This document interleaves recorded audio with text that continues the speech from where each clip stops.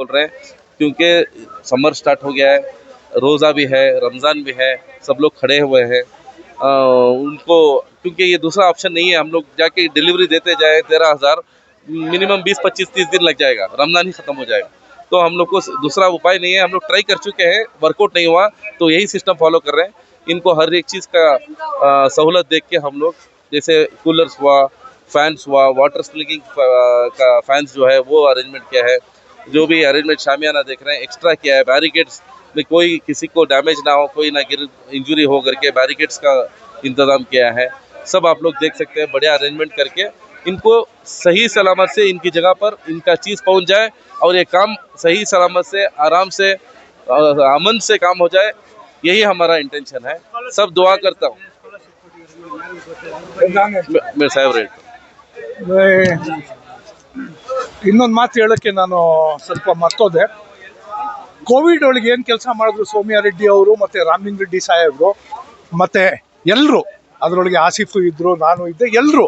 But ನೇತೃತ್ವ ಇದ್ದಿದ್ದು ರಾಮಲಿಂಗ ರೆಡ್ಡಿ ಸಾಹೇಬರು ಮತ್ತು ಸೌಮ್ಯ ರೆಡ್ಡಿ ಅವ್ರದ್ದು.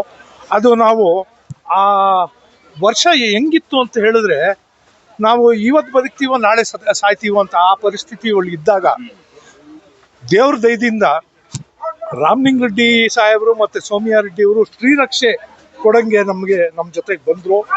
ನಮ್ಮ ಏರಿಯಾ ಜಯನಗರ ಇರಲಿ, BTM ಇರಲಿ, ಕೋರಮಂಗಲ ಇರಲಿ, ಸುಮಾರು ಅಂದರೆ ನಾವು ಹೇಳಬಾರ್ದು, ದೇವರು ಇನ್ನೂ ಜಾಸ್ತಿ ಅವರಿಗೆ ಕೊಡ್ತಾನೆ ಇರಲಿ ಅಂತ ನಾನು ಈ ಸಮಯದೊಳಗೆ ಹೇಳ್ತೀನಿ. ಒಂದು. ಎರಡನೇದು, ನಮ್ಮ ಸೌಮ್ಯ ಅವರು ವರ್ಷ ಅವರ ಖರ್ಚಿಂದ ಯಾವಾಗಲೂ ಸ್ಕಾಲರ್ಶಿಪ್ ಕೊಡ್ತಾರೆ. ಬಡವ್ರ ಮಕ್ಕಳಿಗೆ ಫಸ್ಟು ಕ್ಲಾಸ್ ಬಂದವ್ರಿಗೆ ಒಂದು ಅಮೌಂಟ್ ಇರುತ್ತೆ, 50% to 60% ಒಂದು ಅಮೌಂಟ್ ಇರುತ್ತೆ, 35% to 50% ಒಂದು ಅಮೌಂಟ್ ಇರುತ್ತೆ. ದೇವರು ಅವ್ರಿಗೆ ಯಾವತ್ತೂ ನಗಾಡ್ಕೊಂಡು ಇರಲಿ ಅಂತ ನಾನು ಫಸ್ಟು ಕೇಳ್ಕೊತೀನಿ. ಅವ್ರಿಗೆ ಯಾವತ್ತೂ ಆಯುಸ್ಸು ಆರೋಗ್ಯ ಕೊಡಲಿ ಅಂತ ನಾನು ಕೇಳ್ತೀನಿ. ನಮ್ಮ ತಲೆ ಮೇಲೆ ನಮ್ಮ ನಾಯಕರ ಥರ ಅವರು ಯಾವತ್ತೂ ಅವರು ಮತ್ತು ರಾಮಲಿಂಗ ರೆಡ್ಡಿ ಸಾಹೇಬರು ಇರಲಿ ಅಂತ ನಾನು ಭಾವಿಸ್ತಾ ನಾನು 2 ಮಾತು ಮುಗಿಸ್ತೀನಿ. ಇದೇ ಸಮಯದೊಳಗೆ ಮತ್ತೊಂದು ಸತಿ ಎಲ್ಲರ ಪರವಾಗೂ ಆಸಿಫ್ಗೆ ನಾನು ಧನ್ಯವಾದಗಳನ್ನ ಹೇಳ್ತೀನಿ. ಎಲ್ರಿಗೂ ನಮಸ್ಕಾರ.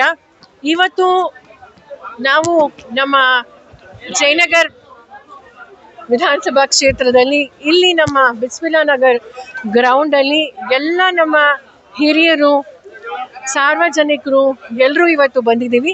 ನಾನಿವತ್ತು ವಿಶೇಷವಾಗಿ ನಮ್ಮ ಮುಫ್ತಿ ಇಫ್ತಿಖಾರ್ ಸಾಬ್ ಅವರಿಗೆ ಮತ್ತು ಮೌಲಾನಾ ಶರೀಫುಲ್ಲಾ ಸಾಬ್ ಅವರಿಗೆ ಮತ್ತು ವಿಶೇಷವಾಗಿ